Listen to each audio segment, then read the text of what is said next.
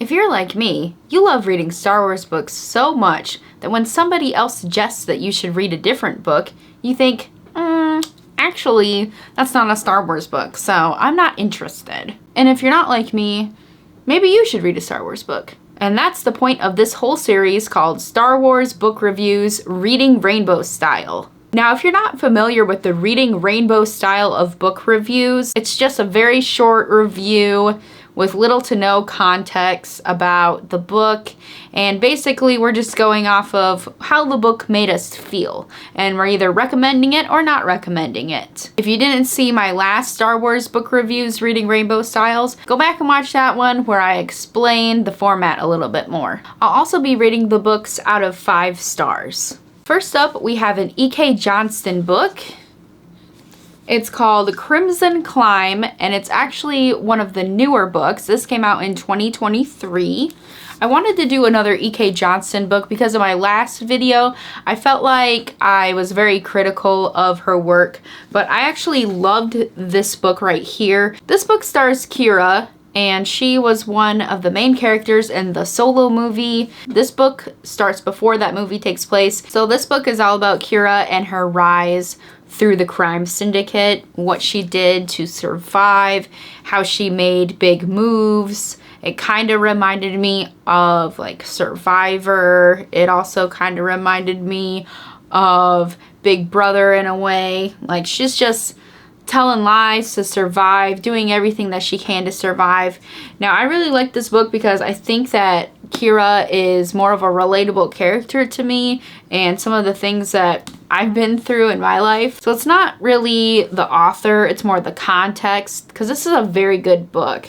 The last time I talked about this author, it was about the Padme series that she wrote, and I just feel like Padme is a less relatable character to me than Qi'ra is, so I really enjoyed this book. It's got elements of an Indiana Jones style adventure inside of it, where she's the main character, and lots of crime, boss, mafia type stuff too, but make it Star Wars, of course. This is a great book, and I really recommend it, especially if you love Indiana Jones and if you love the Solo movie. Personally, I loved the Solo movie. I saw it probably 4 or 5 times when it was out in the theater. I know that's a very unpopular opinion, but I was so sad that they didn't make it into the trilogy that it was supposed to be. Hopefully more books come out and they finish Qi'ra's story, because I think she's super interesting and relatable, and I think this was a very, very fun book. So 4.5 out of 5. Alright, our next book is Faesma by Delilah S. Dawson. This book came out in 2017. I thought that this was an excellent, excellent book. It got a little bit dark, you know. It's also about surviving, especially surviving in the wild and then surviving through the Empire. It goes through and gives Faesma's backstory, which I actually thought was very interesting. It kind of reminded me of Hunger Games, but on a different level, maybe a little bit of Survivor as well. It's just overall a very well-written, great book. It kind of leads up into other events for other books by other authors. So it's kind of a prequel to other things, but it's a very good standalone book. I would give it a 5 out of 5. So my next book is also a newer book. It came out in 2023, and it's also by Delilah S. Dawson. It's called Inquisitor, Rise of the Red Blade. And this is an interesting book as well. It's not as good as Faesma, I don't think. So it follows the main character who was a Jedi, and then she turned into one of the first Inquisitors. That's a very interesting story. The story follows her whole life, so it goes from when she was picked to be a Jedi and then all the way through her transition to the Inquisitor side.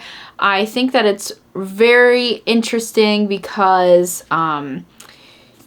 she is around Anakin in episode 3, when, you know, episode 3 would have been in the timeline, and she doesn't witness, of course, Anakin turning into Darth Vader, but she recognized the same feeling in Darth Vader that she felt when she was next to Anakin. And it's not like a lovey-dovey feeling, it's more like a ah feeling. So I thought that was very interesting. Not a lot of characters could feel that way and tell that there's something familiar about this new mysterious dark figure.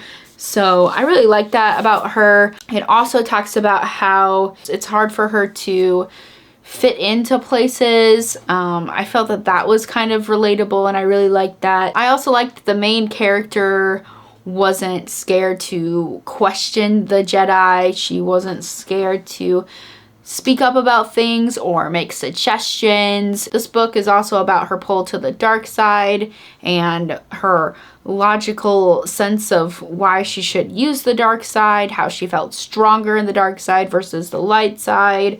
And I'm not going to give too much away, so I'll just stop there. But it was a very interesting book. I liked that it kind of was a backstory around a story that we already know, especially the Clone Wars era and episode 3 era. So I would give this book probably a 4 out of 5. Alright, so next we have Star Wars Galaxy's Edge, A Crash of Fate by Zoraida Cordova, and I hope that I'm saying the author's name right. This came out in 2019 as a line of propaganda from Disney so that people could go to Star Wars Galaxy's Edge.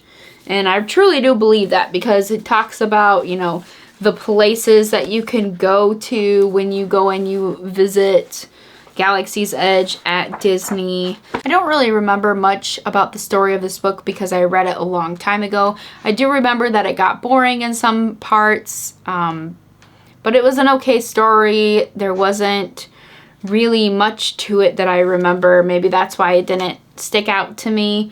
I guess it is kind of cool to like read a story about a place that you can actually visit. So because of that, I'll give this a 2 out of 5. So I guess I should rename this to the Delilah S. Dawson book review, because I have another book that's from her. It's called Star Wars Galaxy's Edge Black Spire. And again, it's another propaganda book from Disney that says, come and visit our place and buy all of our stuff, and you can visit the place and the books.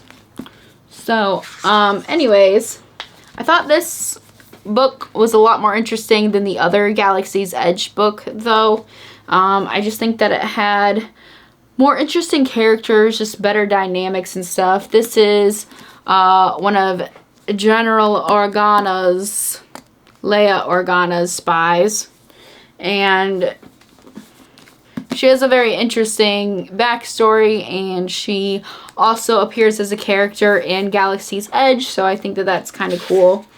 One of the more interesting things about this book is that it has a map in the beginning of it, a very nice, well drawn out map.